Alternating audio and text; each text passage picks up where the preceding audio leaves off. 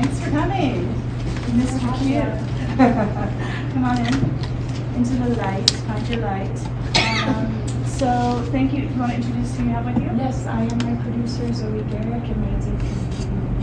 Thanks for coming all the way from Brooklyn. Okay, we have to be loud because we're not using mics in this small Can you speak up space. a little louder for back here? Yes, we will. Thank you. So first of all, congratulations on creating this great short. The actress, the lead actress, is so raw and has this like ugly side to her, but this vulnerability that you kind of hate to love her. Do you want to talk about developing that character and how you went about that? Yeah, I've performed with Mandy and we went to college together, and I wrote the short film, and after it came out, I was like, oh, I completely subconsciously wrote it for her. And she's someone that has just introduced me to a really wild underbelly of the city, and she's also like one of the most loving and kind of earnest people too. She's very fascinating to me, so I really wanted to make it with her and for her. Yeah. Did you so you wrote it? Did you write it in school with her? Or did you say you went to school together? Yeah, she was a film student. I was an acting drama student. So we performed in a weird play in the city, and I wrote it just like a little over a year ago, and we made it about a year ago. Yeah. It's interesting, especially working with when theater people come into the medium of film. It's not always such a smooth transition. Is this your first time? Mm-hmm. So I felt like it did not bring the theatrics of coming from a theater background into the cinema aspect of it. Do you want to kind of talk about how you approached it differently than Yeah. Well, I mean, I love theater so much, and I love shooting theater. I think like something I have done a little bit is like shooting live performance, and I think anytime I do make smaller films, there is an element of like seeing a dance rehearsal or a dance audition. Like that always kind of slips into my material, but I think Katie, my DP, really brought the cinematic quality to the film that I hoped it was in my writing, but she really brought it to life with the lighting and the camera movement. So I think that's mostly Katie's work there. Like working with somebody from theater as opposed to somebody that's never worked in theater before? I think sometimes there's sets that are so focused on the image, and then sometimes there's sets that are more focused on performance.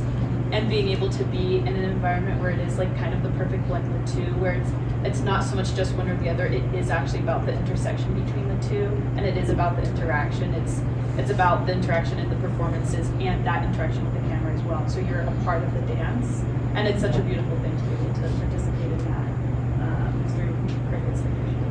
Yeah, it's interesting because theater is very ensemble work. You can't, it is, you have to have that team. So really, actually that aspect of the making of it did come together with the look and the acting and the story and the writing and everything. It's just really great. Do anyone want to ask a question to jump in? Careful to see, so you're going to have to say yes. Is there anybody out there who wants to ask you? Yeah, so I thought it was really interesting just how, the jobs were affecting her, and were you trying to sort of illustrate sort of her breakdown into madness a little bit? Yeah, Rabies too. Yeah, I haven't picked up on that. Yeah, at the end That was with the animal. That was the first instinct I had for films. I want to make a very surreal piece about someone succumbing to rabies.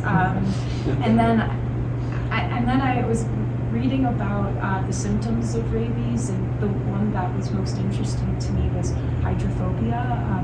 People who have rabies die usually. I mean, people don't usually die anymore.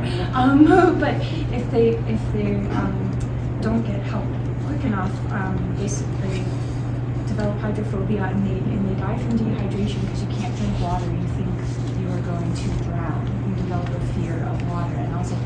the city doesn't drink water, party girls.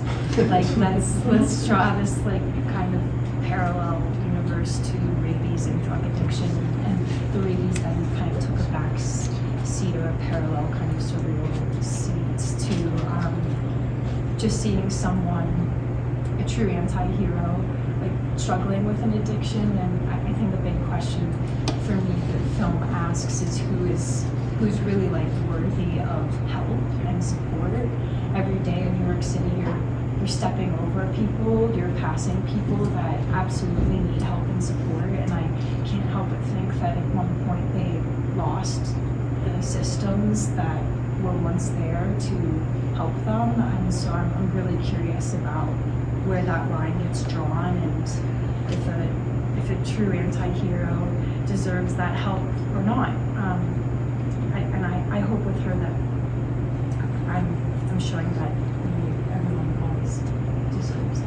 Yeah, that's why we got the vulnerability of her that she just naturally brings. You feel sorry for her. Yeah, I love to.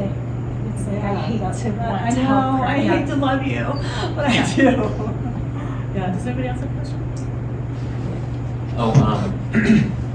I just love how untethered the entire thing felt, like in every aspect. Like you said, you're watching someone who doesn't probably have those support systems they used to anymore, and you're watching her just kind of go farther and farther away from those people. But I also loved it in the cinematography because it looked like, it felt so much like those moments, like, you know, when you're younger at a party, if you've had too much, like where it's, you know, it's hard to focus, that kind of vision. Like it was so well done. So, you know, less of a question, just want to say I really enjoyed it. We'll take those. Where do you go from here? What are you working on next? I'm writing my first feature that I'd love to make in my hometown, Pittsburgh. I found that this was like a true film for New York, and place really influences me, and now I have a lot of stories from home and my family, and that energy in Pittsburgh that I'm exploring. You haven't written it yet. I'm getting through it. Okay. But tinkering, yeah. You're well on your way to having a great career. Thank you. Thank you so much so for much. coming. Thank you for having us.